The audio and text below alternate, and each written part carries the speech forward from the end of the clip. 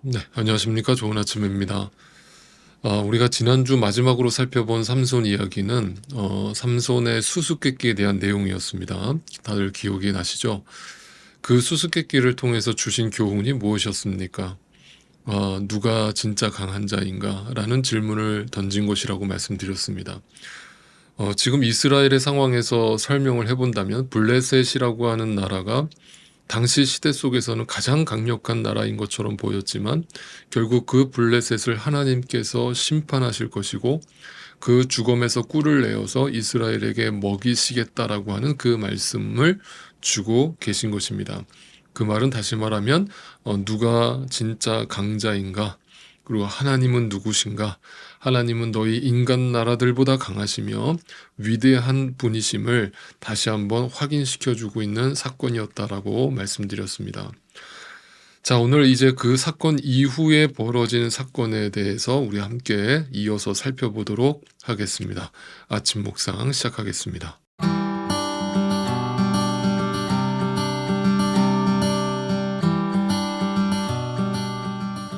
자, 함께 사사기 15장을 펴시고요. 같이 1절부터 읽어보겠습니다. 이런 일이 있은 지 얼마 뒤에, 그러니까 제가 앞에서 말씀드렸던 그 수수께끼 사건 이후의 일이죠. 밀 추수 때가 되었을 때에 삼손은 새끼 염소 한 마리를 가지고 아내를 찾아가서 장인에게 아내의 침실로 들어가게 해달라고 부탁하였으나 장인은 그가 아내 방에 들어가는 것을 허락하지 않았다. 자, 오늘 본문은요, 사실 이제 우리에게 또다시 굉장히 당혹스러운 어떤 장면을 보여주게 됩니다. 지난 14장 마지막 부분에서 삼손은 지금 자신의 어떤 화를 주체하지 못해서 막 인간적으로 씩씩거리면서 자신의 아내를 블레셋 땅에 버려두고 자신의 고향 땅으로 올라가 버렸죠. 그리고 이제 한참 시간이 지난 뒤에 삼손이 염소 새끼 한 마리를 잡아가지고 다시 그 아내를 찾아옵니다. 그러나 이미 때는 늦었습니다. 왜 그렇습니까? 네, 삼손의 아내는 이미 다른 남자의 아내가 되어 있는 상황이었습니다. 자, 그러니까 장인한테 찾아와서 그 아내와 같이 다시 살게 해달라고 부탁을 했지만 장인은 그것을 허락하지 않으면서 어떻게 이야기를 합니까? 그 삼손 아내의 동생을 대신 주겠다라고 제안을 하게 되죠. 2절을 볼까요? 그리고 장인은 다른 제안을 하였다. 나는 자네가 그 애를 몹시 미워한다고 생각하고 자네 친구에게 아내로 주었다네. 이 말은 뭐냐면 네가 내 딸을 버려두고 네 고향 땅으로 갔을 때 나는 이미 네가 내 딸을 버렸다라고 생각을 했고 그래서 사실상 이혼이라고 생각을 했다. 근데 이제 와서 네가 갑자기 이렇게 찾아오는 이유가 뭐냐? 그러니까 이미 다 엎질러진 물이니까 다시 되돌릴 수 없으니까 차라리 그러면 내가 너의 그 아내의 동생을 주겠다. 이렇게 제안을 한 것입니다. 자, 이 말을 듣자마자 삼손이 또다시 발끈합니다. 여러분, 그 성경은 물론 어떤 심리학적으로 접근하면 절대로 안 되는 책입니다. 간혹 가다가 그렇게 접근하시는 해석을 하시는 분들이 있는데 그건 절대로 삼가해야 되는 해석 방식입니다. 그런데 그냥 이 장면을 그냥 액면 그대로 놓고 제가 한번 심리학적으로 분석을 해본다면 지금 삼손은 아주 전형적인 분노 조절 장애를 겪고 있는 사람으로 보여요. 그것도 아주 정도가 심각해요. 그래서 삼손이 지금 어떤 행동을 합니까? 네, 그 화를 또 주체하지 못해서 네, 그 화풀이를 누구한테 하게 됩니까? 네, 블레셋 사람들한테 화풀이를 하는 거예요. 자, 그 발단이 어떻게 됐어요?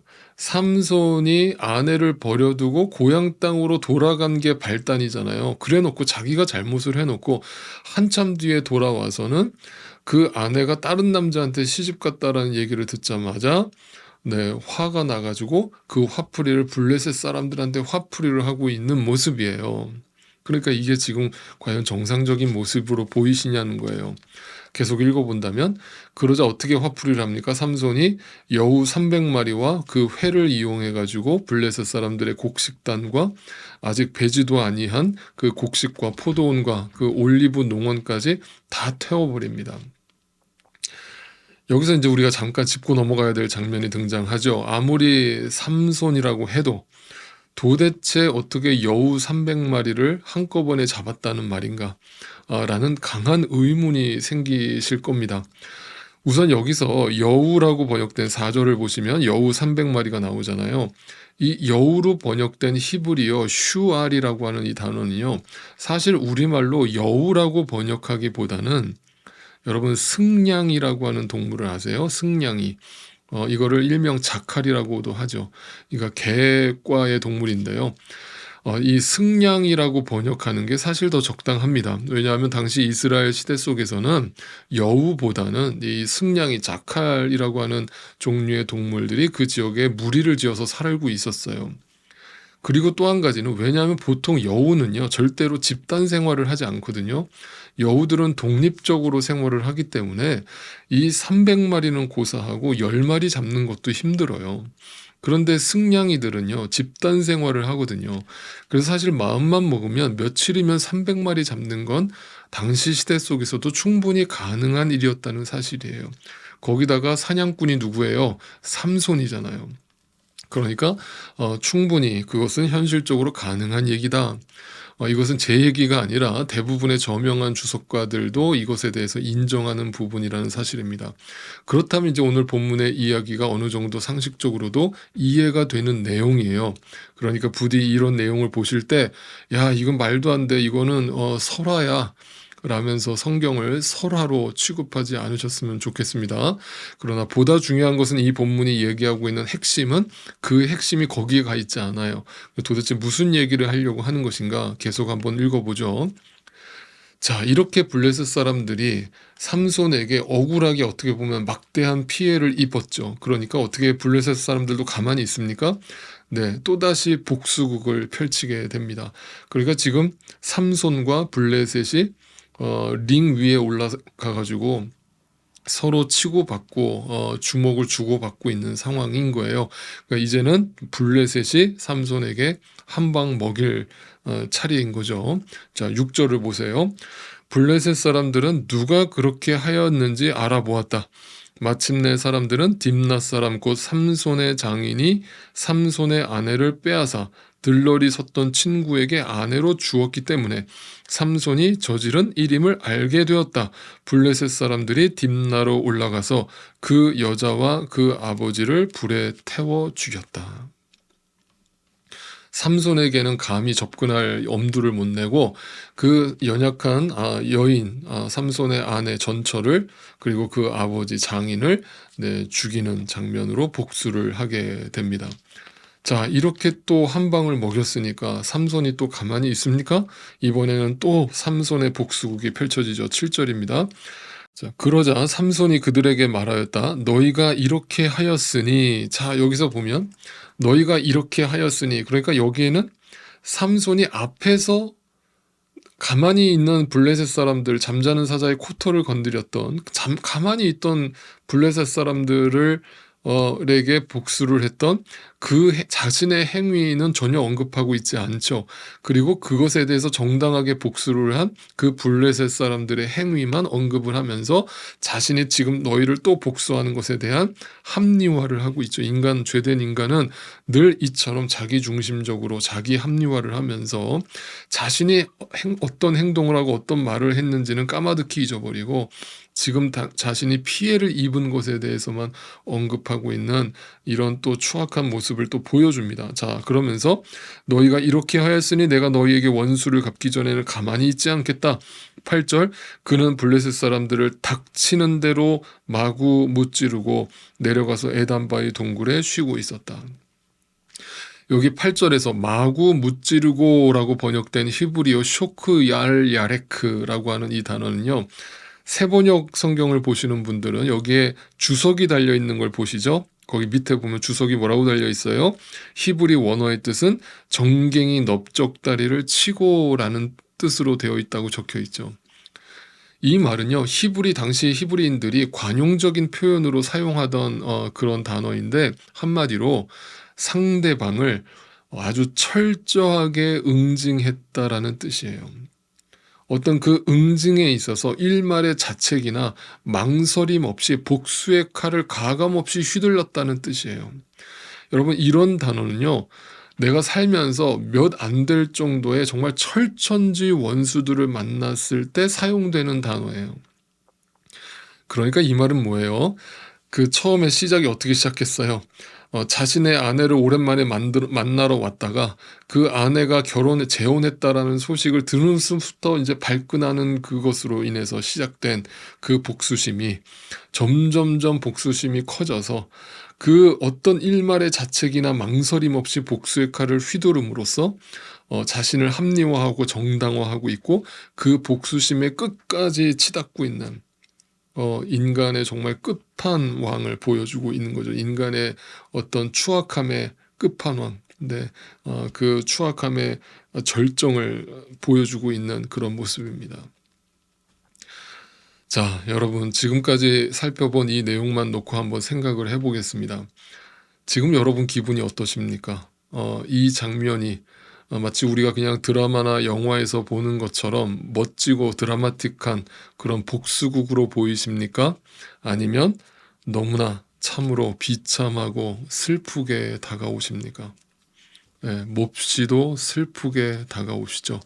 그렇게 느끼셨다면 여러분은 지금 이 본문을 정확하게 이해하고 계신 것입니다. 왜 그런가 이제부터 설명을 드려볼게요. 자, 먼저 여러분한테 이런 질문을 드려보겠습니다. 여러분은 이 처참한 복수국에서 블레셋과 삼손에게 어떤 구별점을 찾으실 수 있으십니까? 구별점이라는 것은 누가 선이고 누가 악인지 구별이 가능하시냐는 뜻이에요. 네, 전혀 구별이 안 되죠.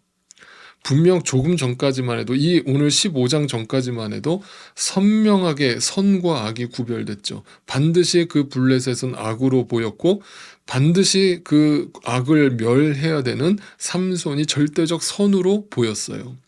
그런데 오늘 이 15장에서부터 이제 이게 혼돈이 오기 시작하는 거예요. 도대체 이게 뭐지? 도대체 이게 뭐지? 당황스러운 거예요. 전혀 구별이 안 되기 때문이에요. 그런데 여러분, 솔직해지자고요. 때로는 종종 우리에게서도 이 모습이 등장한다는 거예요. 이런 모습으로 우리는 세상 사람들한테 비춰지고 있다라는 사실이에요. 그래서 우리는 때로는 믿지 않는 사람들한테 이런 소리를 종종 듣게 되는 거예요. 너하고 내가 도대체 뭐가 다른데? 라고 하는 강한 의문을 던지는 말을 듣게 되는 거죠. 자, 이제부터 설명드리는 내용을 또 한번 주의 깊게 들어봐 주세요. 여러분이 지금 헷갈리시지 않기를 바라는 뜻에서 제가 자세하게 설명드려요. 제가 앞에서 삼손은 예수 그리스도의 모형으로 등장하고 있다고 말씀드렸죠. 그러나 그 말을 오해하지는 마세요.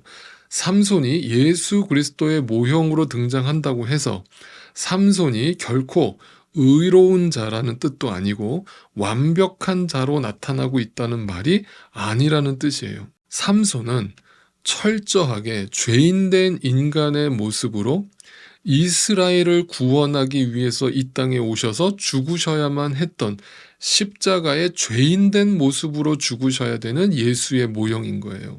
그러니까 예수님이 우리 인간의 모든 죄를 다 짊어지시고 죄인으로 죽으신 그 모습이 바로 삼손의 모습이라는 거예요. 그래서 삼손은 처음부터 계속해서 나실인으로서 구별된 자로서 이 땅에 태어났는데, 나실인의 신분을 망각하고 사자를 죽이고 그 주검을 손으로 만지고 자신의 감정조차 제대로 통제하지 못하여서 복수심의 끝판왕을 보여주고 있는, 그 복수심을 계속해서 발달시키고 증폭시키고 있는, 그러면서 하나님의 정의와 공의를 실현하는 게 아니라 자신의 분풀이를 하고 있는 죄된 인간의 말로를 보여주고 있는 것이에요. 한마디로 인간이 이 땅에서 지을 수 있는 모든 죄를 삼손이 앞으로 우리에게 다 보여주게 된다는 뜻이에요.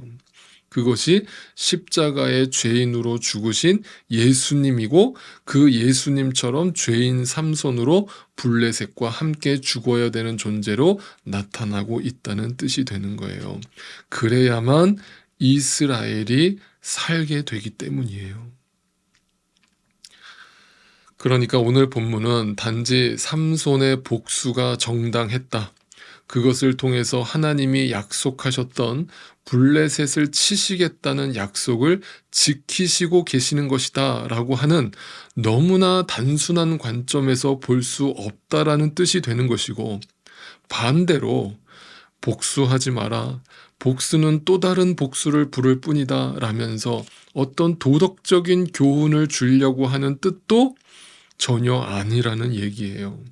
이 안에는 더 깊은 뜻이 이 안에 담겨 있는데, 그것은 한마디로 앞으로 삼손 이야기를 통해서 계속 확인하겠지만, 앞으로 삼손은 우리에게 계속해서 죄인된 인간의 실체를 보여주면서 허물어져 가는 모습을 우리에게 보여준다는 사실이에요.